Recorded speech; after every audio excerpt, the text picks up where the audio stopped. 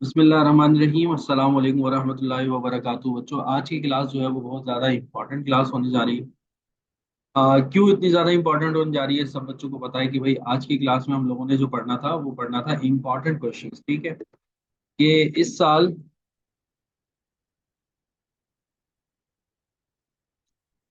जो है वो एडीसी के लिए, ठीक है, और साथ साथ में मैं गाइड करता रहूंगा कि अगले साल अगर कोई बीकॉम दे रहा है तो उसके लिए भी क्या क्या इंपॉर्टेंट क्वेश्चन हो सकते हैं। वैसे तो मैं वीडियो बना दूंगा बीकॉम की सेपरेटली, लेकिन मैं फिर भी बता दूंगा। और बहुत सारी चीजें इसमें आप लोगों को मैं डिफाइन कर दूं बेटा। एक तो ये है कि पेपर आप लोगों के दिसंबर में एक्सपेक्टेड नहीं है, जनवरी मिड में जाकर आप लोगों के पेपर एक्सपेक्टेड हैं या जनवरी एंड में हो। अभी फिलहाल कराची यूनिवर्सिटी में एमए, जो पुराना वाला एमए जो था, उसके पेपर्स हो रहे हैं। आप लोगों के पेपर्स भी इस महीने एक्सपेक्टेड नहीं है दिसंबर में। ठीक है, तो वो जनवरी में जाएंगे पेपर। और दूसरा ये कि इम्पोर्टेंट क्वेश्चंस हम लोगों ने देखने हैं अकाउंटिंग से रिलेटेड, कि अकाउंटिंग के लिए इस साल इम्पोर्टेंट क्वेश्चंस कौन कौन से होते हैं। वैसे चैप्टर्स कौन कौन से इंपॉर्टेंट है वो सब बच्चों को पता है। ठीक है, कि कौन कौन से चैप्टर्स इंपॉर्टेंट है। जैसे कि एक चैप्टर आप लोगों का इन्वेंट्री वैल्यूएशन का मोस्ट इंपॉर्टेंट है। इन्वेंट्री वैल्यूएशन का एक चैप्टर मोस्ट इंपॉर्टेंट है, हर साल आता है। ठीक है, अच्छा इसके अलावा इसको थोड़ा सा बोल्ड कर देते हैं। हाँ, इन्वेंट्री वैल्यूएशन हो गया। इसके अलावा हमारे पास जो चैप्टर इंपॉर्टेंट है वो है डेप्रिसिएशन। इसमें से भी हर साल एक सवाल आता है, सब बच्चों को पता है।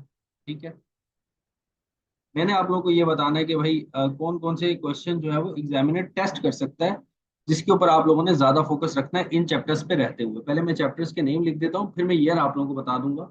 इसके अलावा जो है आप लोगों के लिए जो इम्पोर्टेंट है वो है बैंक रिकन्सिलेशन।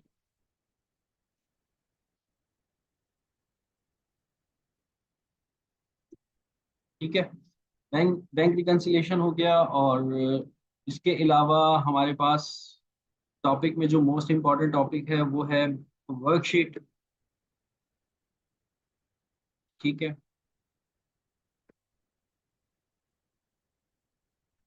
अच्छा फिर इसके अलावा जो आपके रिसीवेबल्स होते हैं,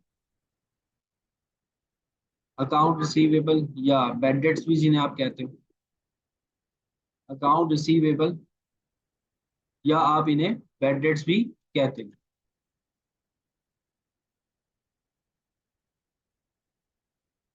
ठीक है, तो एक ये हो गया। तो इसके अलावा जो है आपके पास जो क्वेश्चन इंपॉर्टेंट हो सकता है वो पार्टनरशिप एडमिशन या रिजोल्यूशन। एडमिशन,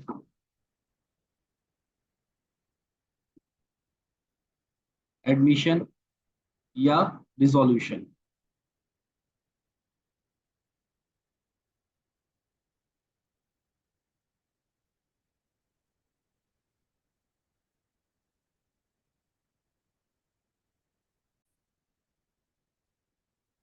जी, तो नॉर्मली ये टॉपिक्स आप लोगों के मोस्ट इंपॉर्टेंट है। अच्छा इसके अलावा जो है कुछ थ्योरी के भी जो है वो चीज़ें इंपॉर्टेंट है, कुछ छोटी मोटी डेफिनेशंस वो आप लोगों से पूछ लेते हैं।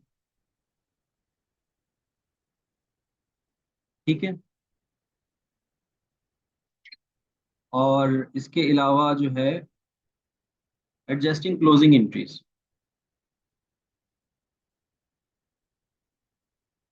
एडजस्टिंग क्लोजिंग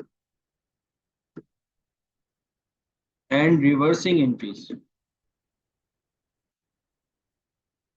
अच्छा ये सारी चीज़ें मैं आप लोगों को वैसे पढ़ा चुका हूँ। ठीक है, हम लोग की जो क्लासेस चल रही है रेगुलर, उसमें ये सारी चीज़ें जो है वो मैं आप लोगों को पढ़ा चुका हूँ, और उन सब के लेक्चर्स मौजूद होंगे आप लोगों के पास ड्राइव में। इन्वेंट्री वैल्यूएशन के भी, बैंक रिकंसिलेशन के भी, account receivable, depreciation, worksheet, admission और डिसोल्यूशन।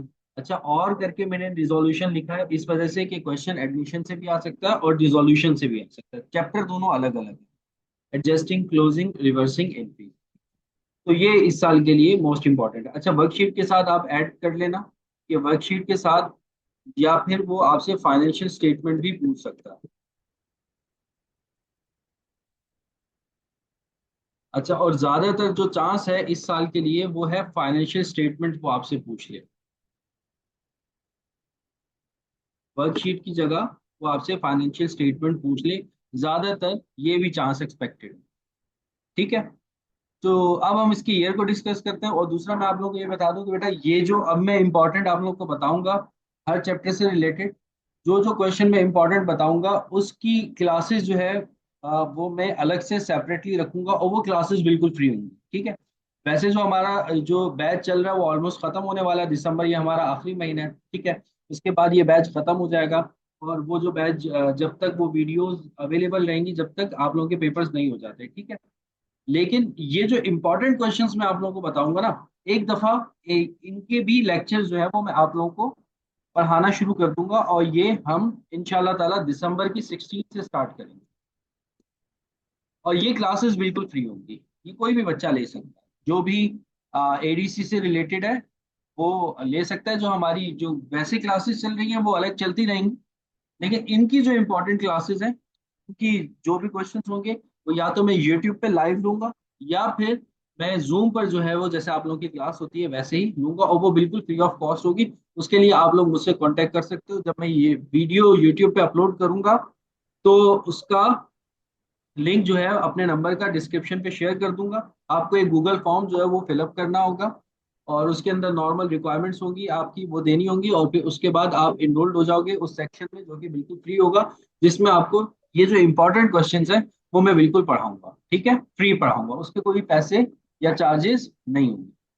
बाकी जो हमारी क्लासेस चल रही हैं वो भी इंशाल्लाह ताला दिसंबर में जो है वो खत्म हो जाएगी।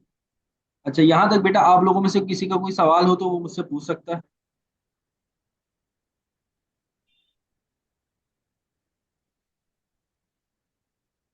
किसी बच्चे ने अगर बेटा माइक या अपना वीडियो ऑन किया हुआ है उसको बंद कर दो। ठीक है, क्योंकि ये वीडियो यूट्यूब पे अपलोड होगी, तो अपनी वीडियो वगैरह जो है वो बंद रखिएगा।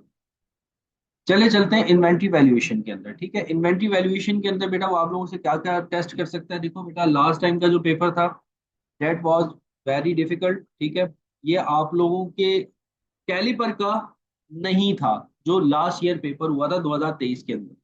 उसका रीजन क्या था, आप लोगों के कैलिपर का क्यों नहीं था? अब वो सारी चीजें आप लोगों के सिलेबस का पार्ट थी, लेकिन आप लोगों के कैलिपर का नहीं था। उसका रीजन ये था कि उस तरह से कभी एग्जामिनर ने टेस्ट ही नहीं किया था जिस तरीके से लास्ट टाइम उसने कर लिया था 2023 के पेपर में। और 2023 के काफी क्वेश्चंस मैंने आप लोगों को सॉल्व करवाए हैं, और वो ड्राइव पे भी क्या है, अपलोड है, ताकि एक दफा वो वाला भी आप क्वेश्चंस देख लो। सारे क्वेश्चंस मुश्किल थे, हर चैप्टर में से जो भी उसने निकाला था सब मुश्किल था, या सब उसने घुमा के दिया हुआ था। मतलब कि कोई भी उसने इस तरीके का क्वेश्चन नहीं दिया था कि यार वो कोई आसान सा एक जो फॉर्मल चल रहा है उस तरीके के क्वेश्चंस नहीं थे। सारे क्वेश्चंस जो थे वो मुश्किल थे, और काफी सारे बच्चे इस साल अकाउंटिंग के अंदर जो है वो फेल हुए।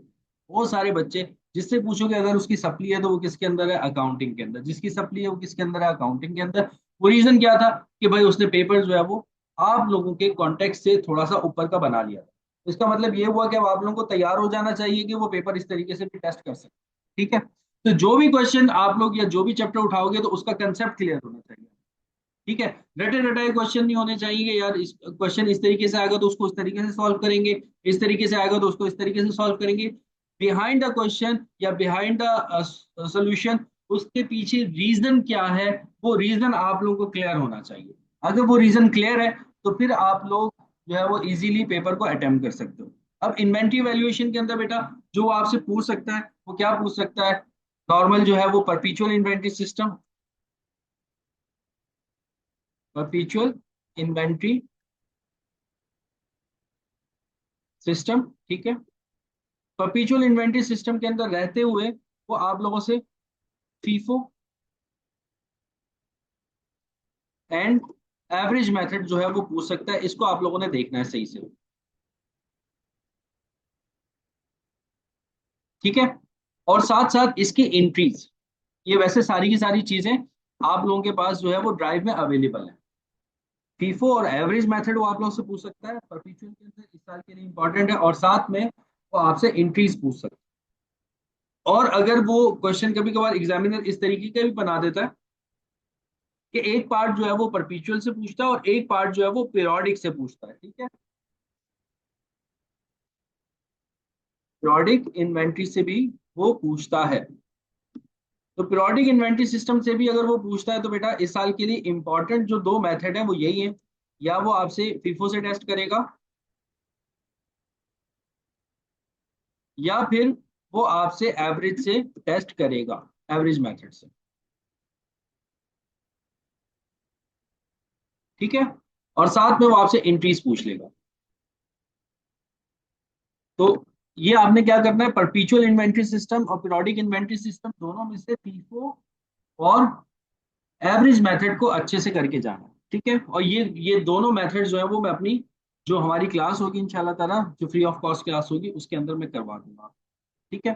अब वो 5 ईयर में से आप कहीं से भी देख सकते हो, जितने सारे क्वेश्चन है, जितनी प्रैक्टिस कर सकते हो कर लो। इसके अलावा वो आपसे जो टेस्ट कर सकता है वो आपसे ग्रॉस प्रॉफिट मेथड पूछ सकता है।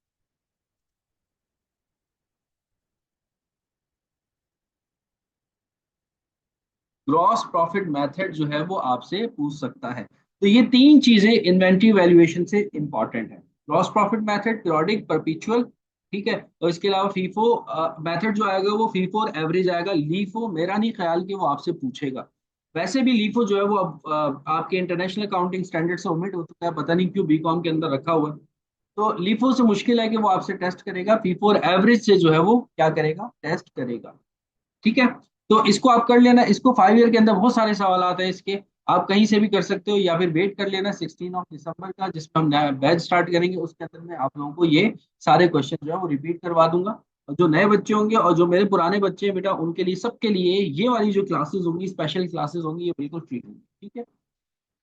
कोई पैसे या कोई चीज चार्ज नहीं की जाएगी, ठीक है। हाँ, लेकिन ड्राइव में ऐड नहीं किया जाएगा, जो कि हम लोगों का पूरा पूरा जहाँ पे कोर्स पड़ा हुआ है उस ड्राइव में नहीं ऐड करेंगे आप लोगों को। अगर उस ड्राइव में ऐड भी करेंगे तो अलग से एक पोर्शन बना देंगे जिसमें ये वाले लेक्चर जो है वो रिकॉर्डेड आपको अवेलेबल होंगे, या फिर मैं यूट्यूब पे जो है वो क्या कर दूंगा अपलोड।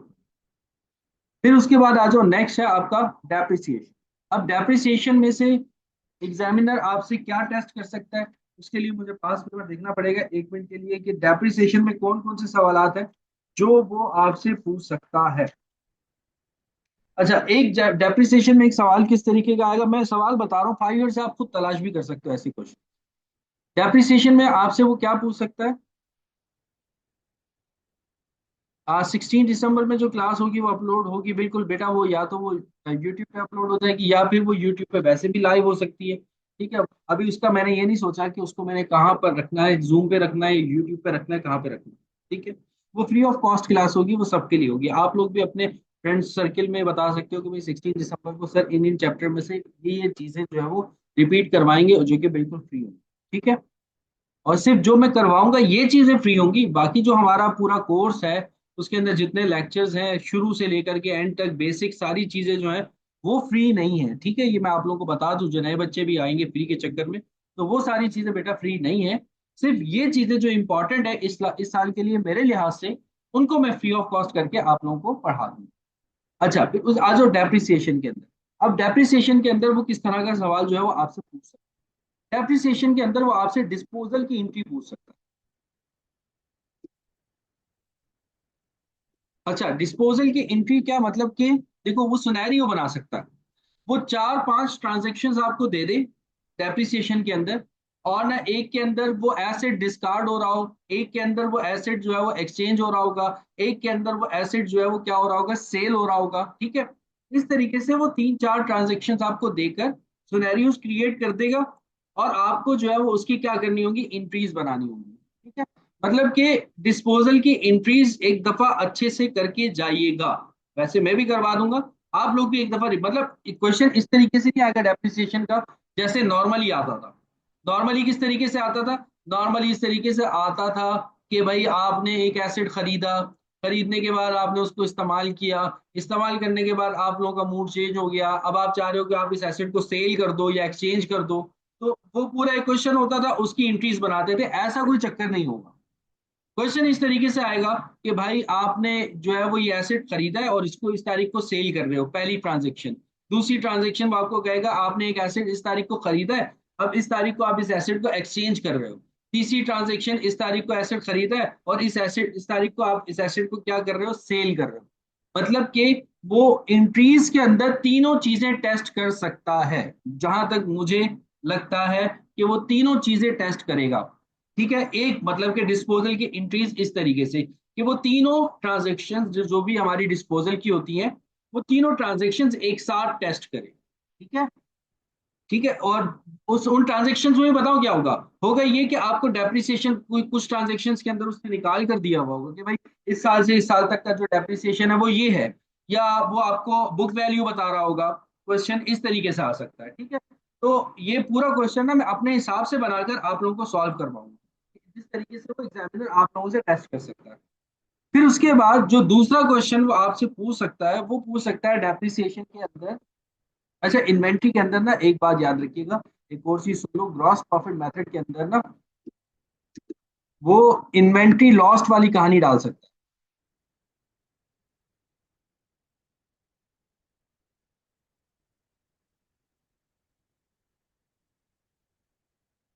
ग्रॉस प्रॉफिट मेथड के अंदर इन्वेंट्री लॉस्ट वाली मतलब कि भाई आग लग गई थी, अब बताओ कि इन्वेंट्री की वैल्यू क्या होगी, वो मतलब इस तरीके से पूछ सकता है। ठीक है, ऐसा क्वेश्चन भी ग्रॉस प्रॉफिट मेथड के अंदर हम लोगों ने किया हुआ है और वो ड्राइव में ऐड होगा। ठीक है, यहाँ तक किसी को कोई सवाल। डेप्रिसिएशन के अंदर डिस्पोजल की इंक्रीज वो किस तरीके से पूछ सकता है, वो एक साथ सारी चीजें डाल देगा। ठीक है, या फिर एक वर्किंग करके चली जाएगा कॉस्ट ऑफ एसेट की। कॉस्ट ऑफ एसेट की वर्किंग लाजमी कर लीजिए। ठीक है, और उसकी इंक्रीज, कॉस्ट ऑफ एसेट की इंक्रीज क्या हो। क्या आप एसिड खरीद रहे हो, खरीदने के बाद आपने उसका उसके ऊपर डिस्काउंट मिला आपको, ट्रेड डिस्काउंट, क्रेडिट डिस्काउंट, फिर सेल टैक्स आप पे कर रहे हो, फिर इंश्योरेंस इन ट्रांजिट आ रहा है, मतलब बहुत सारी चीजें होती है ना उसके अंदर। तो वो कॉस्ट ऑफ एसेट के अंदर, ये डेप्रिसिएशन के अंदर, ये दो चीजें जो है वो क्या कर सकता है, टेस्ट कर सकता है। ठीक है, और वो मेथड कोई भी डाल सकता है इसके अंदर, डेप्रिसिएशन का स्ट्रेट लाइन भी डाल सकता है, डिमिनिशिंग भी डाल सकता है, सम ऑफ या डिजिट भी डाल सकता है। और इसके अलावा जो है वो वर्किंग या वर्किंग आवर या यूनिट प्रोडक्शन मेथड में से डाल सकते हैं। अच्छा हाँ, एक और चीज, मेथड जो है ना वो ज्यादा जो मोस्ट इंपॉर्टेंट है मेरे लिहाज से इस साल के लिए, अगर वो मेथड से सवाल पूछता है तो वो यूनिट प्रोडक्शन मेथड है, यूनिट प्रोडक्शन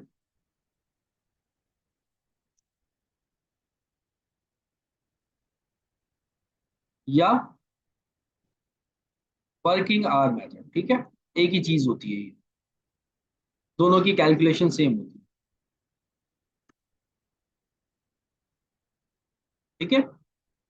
अच्छा, ये तो मैं बेटा अभी बता रहा हूँ, अभी पेपर आप लोगों को बना नहीं है और ये भी नहीं हुआ कि कौन पेपर बना रहा है, ये भी नहीं पता अभी तक फिलहाल। ठीक है, जब पेपर आप लोगों का बन जाएगा ना, तो पेपर से एक दो दिन पहले जो हमारी जो क्लासेस चल रही होंगी ना वो खत्म तो हो चुकी होंगी, 16 दिसंबर को जो हम बैच स्टार्ट करेंगे उसके अंदर में आप लोगों को कुछ ग्रुप के अंदर बता दूंगा कि भाई इन इन टॉपिक्स को एक दफा और अच्छे से करके चल जाओ, इसमें से भी क्या इंपॉर्टेंट, वो मैं बिल्कुल एंड पे बताऊंगा। कि अगर मुझे पता लगता है कि भाई इस साल के लिए इंपॉर्टेंट क्वेश्चन जो है वो आपके एग्जामिनर ने ये पूछा, तो जो मुझे पता लगेगा मैं वो आप लोगों को इस ग्रुप के अंदर बता दूंगा। ठीक है।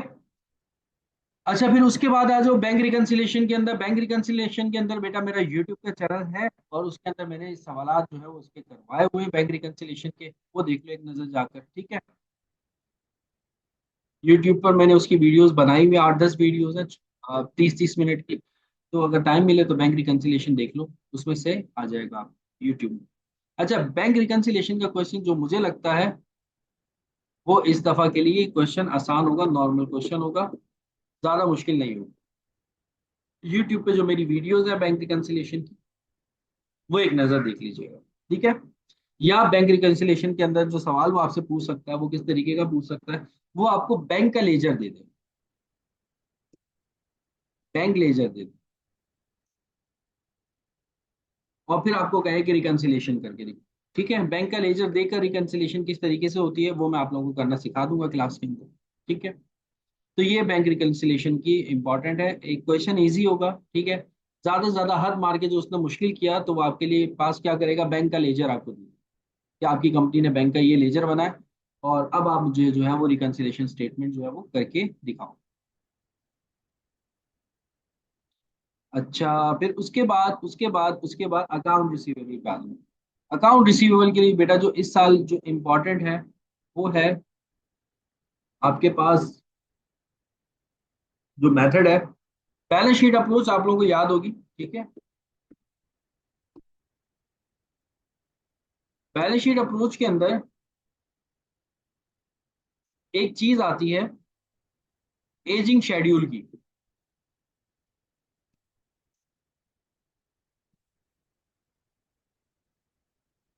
वो इंपॉर्टेंट है, उसको कर लेना।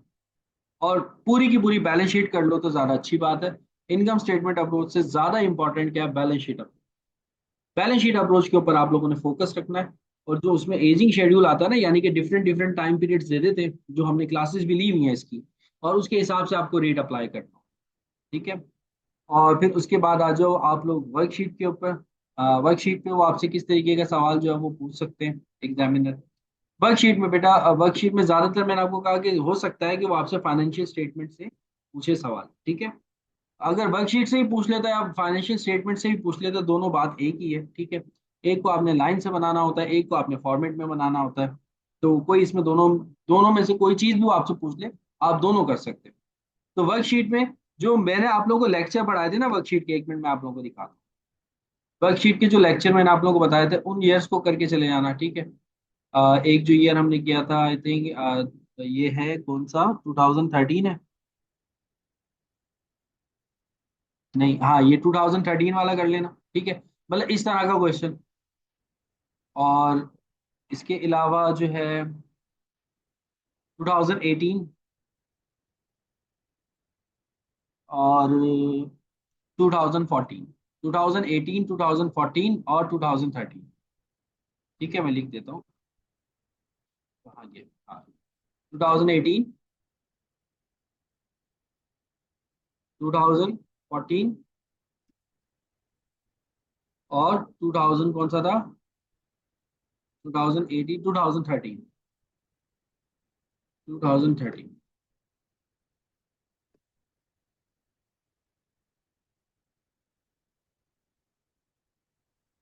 और जिन बच्चों को बेटा अभी मेरी वीडियो समझ में आ रही है, ठीक है, तो जब मैं ये वीडियो अपने यूट्यूब चैनल पे अपलोड करूंगा तो तमाम बच्चों ने उसको शेयर भी करना है, अपने स्टेटस पे लगाना है, और नीचे कमेंट लाजमी लाजमी लाजमी करना है, ठीक है।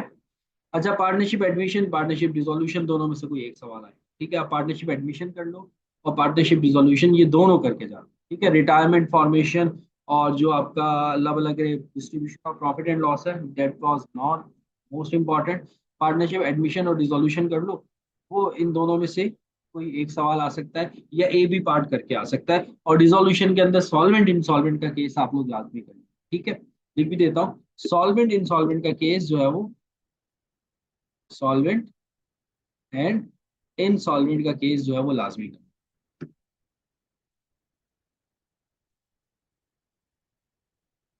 From dissolution. और दूसरा, पार्टनरशिप एडमिशन से पूछेगा तो वो सारे मेथड, सफिशिएंट मेथड भी आ सकता है, गुडविल भी, बोनस भी, और टोटल कैपिटल ऑफ फंड, ठीक है। थ्योरी के अंदर वो बेटा आपसे क्या पूछ सकता है, थ्योरी के अंदर छोटी छोटी डेफिनेशन है, वो पूछ सकता है। गोइंग कंसर्न हो गई, ठीक है। इसके कंसिस्टेंसी हो गई, दो चार डेफिनेशन हैं। इन डेफिनेशन की वीडियोस मैंने बनाकर यूट्यूब पे अपलोड की हुई है, वो मैं आप लोगों के साथ शेयर कर दूँ, ठीक है। समझाया हुआ भी है उसके अंदर, और मैंने वो वीडियो बनाकर पूरी उसके अंदर डेफिनेशन भी लिखी हुई है। तो वो डेफिनेशन एक दफ़ा पढ़ के चली जाएगी, मैं आप लोगों के साथ ग्रुप में शेयर कर दूँ। फिर एडजस्टिंग क्लोजिंग और रिवर्सिंग एंट्रीज, ये भी हम लोगों ने किया हुआ है। ये भी आप, जो आप लोग ये वाला ईयर कर रहे हो ना, इसी की एडजस्टिंग क्लोजिंग और रिवर्सिंग एंट्रीज कर एक दफा प्रैक्टिस के लिए। तो ये बेटा सवाल है, ठीक है। आपको 5 क्वेश्चन अटेम्प्ट करने होते हैं। मैं आपको ये प्रेफर करूंगा कि भाई आप लोगों ने कौन कौन से टॉपिक्स के ऊपर ज्यादा फोकस करना है आपने। देखो, आप लोग inventory valuation, depreciation, bank reconciliation, account receivable, इनके ऊपर, चार्ट के ऊपर तो आपने मोस्ट जो है वो करना है कि भाई किस तरीके से इन चारों टॉपिक्स को तो लाजमी लाजमी करना, ठीक है। फिर उसके बाद जो है वो वर्कशीट की तरफ या फाइनेंशियल स्टेटमेंट की तरफ आएगा। और पेपर में भी जब आप लोग वर्कशीट का सवाल करो या फाइनेंशियल स्टेटमेंट का सवाल करो, तो उसको बिल्कुल एंड पे करना, पहले नंबर पे मत करो। कि मैंने अक्सर कॉपीज देखी है, जब मैं चेक किया करता था, तो मेरे पास जो भी कॉपी आती थी ना, तो उसके अंदर सबसे पहला सवाल ही वर्कशीट, सबसे पहला सवाल ही, जब हम तो बीकॉम की करते थे, एडीसी तो हम नहीं की, लेकिन जब बीकॉम की किया करते थे तो पहला सवाल ही किसका होता था, वर्कशीट का। ज्यादातर बच्चों ने वर्कशीट का सवाल किया। और फिर उसके बाद आगे दो क्वेश्चन और मुश्किल से सॉल्व किए होते थे, और उससे पता लग रहा होता था कि भाई इसके पास जो है वो टाइम जो है वो खत्म हो चुका है। तो वर्कशीट का सवाल बिल्कुल एंड में करना। हर क्वेश्चन को आपने 30 मिनट्स देने हैं, याद रखना। हर क्वेश्चन को आपने 30 मिनट्स देने, 30 मिनट से ज्यादा नहीं देने। जहां आपको लग रहा है कि भाई 30 मिनट पूरे हो रहे हैं, उस क्वेश्चन को वहीं छोड़ो, नेक्स्ट क्वेश्चन की तरफ चले जाओ, डेप्रिसिएशन के ऊपर आ जाओ। उसके ऊपर 30 मिनट्स हो गए, क्वेश्चन पूरा नहीं हुआ, कोई मसला नहीं है, नेक्स्ट क्वेश्चन की तरफ आ जाओ। क्वेश्चन को 30 मिनट से ज्यादा आप लोगों ने नहीं देना। और वर्कशीट ऐसा सवाल है जो कि 40 मिनट से पहले नहीं होगा, ठीक है। तो इस वजह से मैं कह रहा हूं कि वर्कशीट को सबसे एंड में करना। और अगर खुदा ना खास्ता कहीं पर बैलेंस मैच नहीं हुआ, तो फिर तो वो 1.5 घंटे के अंदर भी बैलेंस मैच नहीं होता। इस वजह से मैं आप लोगों को कह रहा हूँ मेरा बच्चा, वर्कशीट का सवाल आप लोगों ने सबसे एंड में करना है। सबसे पहला सवाल कौन सा करोगे, तो आप लोगों को सबसे अच्छा आता है वर्कशीट के अलावा। इन्वेंट्री वैल्यूएशन का आता है, भाई इन्वेंट्री वैल्यूएशन का कर देना। डेप्रिसिएशन का आता है, डेप्रिसिएशन का कर देना। बैंक रिकंसिलेशन आपको अच्छी आती है, वो कर देना। अकाउंट रिसीवेबल अच्छा आता है, वो कर देना। या पार्टनरशिप एडमिशन या डिसोल्यूशन में से सवाल आ गया और वो आप लोगों को अच्छे से आता है, वो कर देना, ठीक है। जो सवाल आपको सबसे पहले अच्छा आता है ना, वो आपने सबसे पहले करना। देखो जब हम लोग कॉपी चेक करते हैं ना, मैं आप लोगों को अपना एक्सपीरियंस बता कि एग्जामिनर का माइंड सेट क्या होता है जब वो कॉपी चेक कर रहा हो। भाई पहला कॉपी खोली, पहला सवाल देखा, पहले सवाल से अंदाजा हो जाता है कि बच्चे का कैलिपर क्या है। अगर उसने अच्छी राइटिंग के अंदर और वो क्वेश्चन बड़ा जबरदस्त करके सॉल्व किया हुआ है, तो एक माइंड में ये चीज आ जाती है कि भाई ये जो बच्चा है, ये जो कॉपी सॉल्व कर रहा है ना, ये अच्छा पढ़ने वाला बच्चा है। तो हम उसके ऊपर ट्रस्ट करने लगते हैं उस बच्चे के ऊपर, और हम ये कहते हैं कि भाई आगे के क्वेश्चंस भी उसने अच्छे किए होंगे। फिर दूसरा क्वेश्चन निकाल के देखा, दूसरा क्वेश्चन भी अगर आप लोगों ने वो वाला अटेम्प्ट किया हुआ है जो आप लोगों को अच्छा आता है, तो एग्जामिनर कंफर्म हो जाएगा कि नहीं यार ये बच्चा पढ़ने वाला है, इसने पहला क्वेश्चन भी बड़ा जबरदस्त किया है, दूसरा क्वेश्चन भी बड़ा जबरदस्त किया है। फिर तीसरे क्वेश्चन में वो हल्का हो जाएगा एग्जामिनर, और वो कहेगा यार ये वाला सॉल्व क्वेश्चन भी सही उसने सॉल्व किया होगा, चलो चलो आगे चलो। और फिर वो लास्ट वाला जो आपका क्वेश्चन होगा ना, वो आपका ऐसा होना चाहिए जैसे आपका पहला क्वेश्चन था। मतलब वो भी अच्छा आना चाहिए। मतलब जो भी क्वेश्चन आपको मुश्किल लग रहा है ना, जो जो आप लोगों को लग रहा है कि यार ये सॉल्व नहीं होगा, उसको कहीं बीच में करना, शुरू में या आखिर में मत करना, ठीक है। क्योंकि ज्यादातर जो अटेंशन डेवलप होती है वो एग्जामिनर की, या तो पहले सवाल पे अटेंशन डेवलप होती है, कॉपी आई हाँ भाई किया हुआ क्या है इसने, देखे तो सही जरा, या फिर वो आखिरी वाला जब क्वेश्चन रह जाता है उसको अच्छे से सॉल्व करता है, देखता है कि भाई इसने कैसे इसको सॉल्व किया हुआ है। तो जो आप लोगों के माठे क्वेश्चन है ना, जो आप लोग को अच्छे से नहीं आ रहे, उनको कोशिश करना अपने अच्छे के अंदर दबा दो, ठीक है। इंसान अंदर से जितना भी बुरा हो, अगर उसने कपड़े अच्छे पहने हुए हो, तो पहली नजर में देखने से क्या लगता है कि नहीं यार ये इंसान अच्छा होगा, अमीर होगा, और बड़ा डिसेंट लग रहा है, ये हो रहा है वो हो रहा है। आपकी कॉपी भी इस तरीके से जानी चाहिए। आप लोग सवाल आप लोगों को आते हो गंदे आते हो, उनको बीच में कर देना, उनको शुरू में या आखिर में मत करना। क्योंकि अटेंशन जो डेवलप होती है एग्जामिनर की, वो पहले दूसरे क्वेश्चन में और आखिरी के क्वेश्चन में डेवलप होती है। बीच वाली कॉपी इतना ज्यादा जो है वो सही से नहीं चेक करता, या वो चेक कर भी रहा होता है तो आप लोगों पर उसका ट्रस्ट एक डेवलप हो चुका होता है पहले दूसरे क्वेश्चन को देख करके, आगे के क्वेश्चन भी उसके सही होंगे, तो वो दो क्वेश्चन भी आप लोग के निकल जाते हैं, ठीक है। और एक और बात जो मोस्ट इंपॉर्टेंट है, इन सबसे ज्यादा इंपॉर्टेंट, कि भाई कॉपी नंबर आप लोग अपने पास लाजमी लिख कर लाना। कॉपी नंबर अपने पास में हर अपनी इंपॉर्टेंट वीडियो के अंदर बता रहा हूँ, क्योंकि लास्ट टाइम बच्चे बहुत ज्यादा भुगत चुके हैं। लास्ट टाइम भी मैं बच्चों को चीख चीख के कहता था कि भाई कॉपी नंबर लाजमी लिख जो है वो अपने पास लिख कर लाना, ठीक है। जो भी कॉपी आप ले रहे हो, ए कॉपी ले रहे हो, बी कॉपी ले रहे हो, सी कॉपी ले रहे हो, जो भी कॉपीज आप ले रहे हो उनका नंबर लाजमी लिख कर लाना, ठीक है। और एक और चीज, जो आपने बी कॉपी या सी कॉपी ली होती है ना, अक्सर बच्चे उन कॉपीज का नंबर ए कॉपी पे डालना भूल जाते हैं। तो ये भी मत भूलना कि आपने अगर कोई बी कॉपी ली है ना, बी कॉपी को फिल करने से पहला काम आपने ये करना है कि जो बी कॉपी का नंबर है उसको आपने सबसे पहले ए कॉपी पे लाजमी डालना, ठीक है, ताकि आप भूल ना जाओ।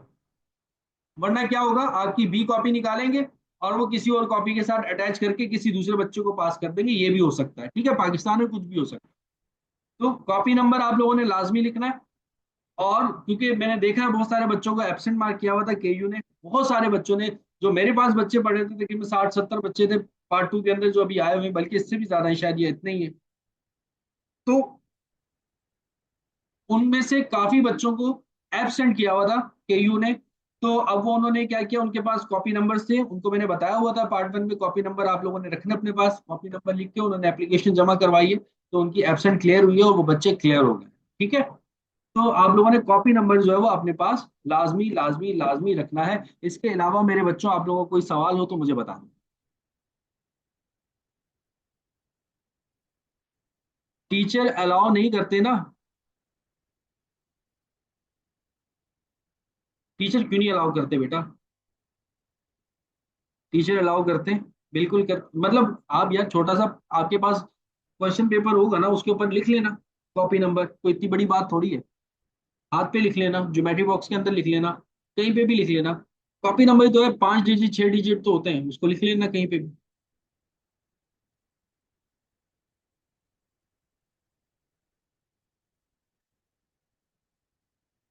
हाँ बोलो बेटा मरियम। बिल्कुल मोहसिन, आप लोगों के साथ हूँ मैं इंशाल्लाह ताला। कॉपी नंबर, वो जो सीरियल नंबर होता है, जी बेटा, बिल्कुल बिल्कुल बिल्कुल बिल्कुल उसी की बात कर रहा हूँ। थ्योरी की हेडिंग्स में आप लोगों को बेटा उसकी वीडियोस में शेयर कर दूंगा। गोइंग कंसर्न हो गया, इसके अलावा जो है वो आपके पास कंटिन्यूटी हो गया, वही गोइंग कंसर्न में आ जाता है। एक्चुअल बेसिस हो गया। ये 3-4 हेडिंग्स हैं।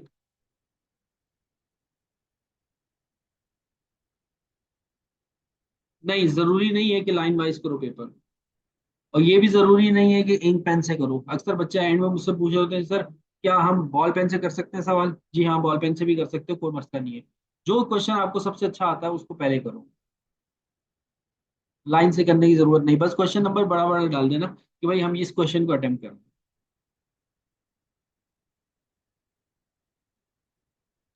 एडमिशन के टॉपिक हैं बिल्कुल, उसमें से तो बेटा आप बीकॉम का 5 ईयर उठा के देखोगे ना, या एडीसी का 5 ईयर उठा के देखोगे, अगर एडमिशन में से सवाल आया हुआ है ना, तो वो सारे मेथड्स तकरीबन उसने पूछे हैं। उसने उसमें गुडविल भी पूछा हुआ है, सफिशिएंट भी पूछा हुआ है, और टोटल कैपिटल भी पूछा हुआ है। तो अब उसमें से मैं क्या इंपॉर्टेंट बताऊं? अच्छा, डिसोल्यूशन का तो मेरा वर्कशीट पे भी मेरा सॉरी यूट्यूब पे भी 3 लेक्चर्स हैं डिसोल्यूशन पे, उनको देख लेना। रिजोल्यूशन के लिए एडमिशन में क्लास में आप लोगों को वैसे ही मैंने करवाया हुआ है, और क्लास के अंदर ही बता दूंगा दोबारा से।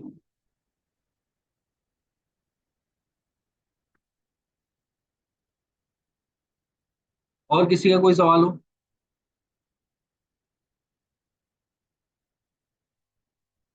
जी बेटा मरीम बोलिए।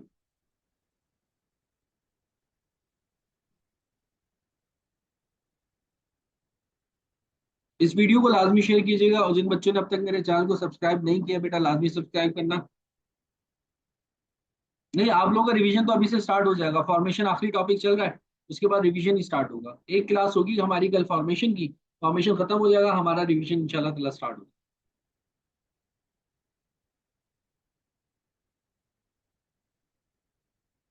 और जो बीकॉम के बच्चे पढ़ रहे हैं उनको मैं बता दूं कि भाई तुम लोग जो है, एक बात याद रखना है, बीकॉम लास्ट चांस है अभी इस टाइम, अब जब पेपर होंगे वो लास्ट होंगे। उसके बाद बीकॉम के दोबारा पेपर नहीं होंगे। अगर होंगे बीकॉम के पेपर, तो वो एडीसी के साथ होंगे, और आपको डिग्री भी एडीसी की मिलेगी, बीकॉम की नहीं मिलेगी।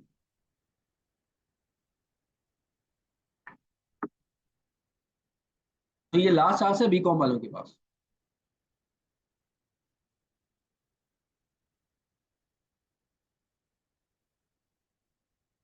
रिमूवर यूज मत करना, मैं आपको कह रहा हूँ ना, बॉल पेन से भी कर सकते हो पेपर।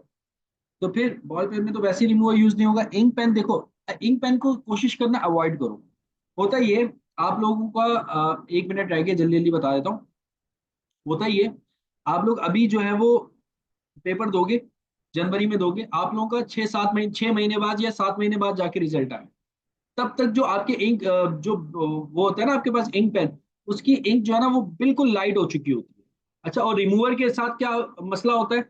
रिमूवर जब आप कॉपी बंद करते हो ना, तो उस रिमूवर से कॉपी इतनी हल्की होती है, केयू वालों की इतनी घटिया कॉपी होती है, कि जो पीछे वाला होता है ना वो भी मिट जाता है। और जब कॉपी बंद होती है, तो वो 3-4 पेजेस मिट जाते हैं। तो रिमूवर को कोशिश करना यूज ना करो, कट कर दो चीज को। ठीक है, जो गलत हो गया उसको कट करके आगे बढ़ जाओ। बॉल पेन यूज करो, वो भी सही है, चल जाएगा, एक्सेप्टेबल है, मना नहीं कर। और अगर इंक पेन यूज कर भी रहे हो तो रिमूवर यूज मत करना। ठीक है बच्चों, आज के लिए इतना काफी। अपना ख्याल रखना, मेरे चैनल को लाजमी सब्सक्राइब करना, कमेंट लाजमी करना। वाइटो भी यूज मत करना यार, कट कर देना, क्यों टाइम वेस्ट कर रहे हो वाइटो पे। टाइम वेस्ट होगा ना इसमें, आप लोगों को टाइम बचाना अपना। वाइटो वाइटो ये सारी चीजें छोड़ दो, बस कट करो, आगे निकल जाओ। टाइम वेस्ट नहीं करना आप लोगों ने। ठीक है, और थ्योरी के पेपर कैसे अटेम्प्ट करना है वो भी मैं आप लोगों को बताऊंगा, उसमें टाइम वेस्ट नहीं होता आप लोग। ओके बच्चों, आज के लिए इतना काफी है। अल्लाह हाफिज।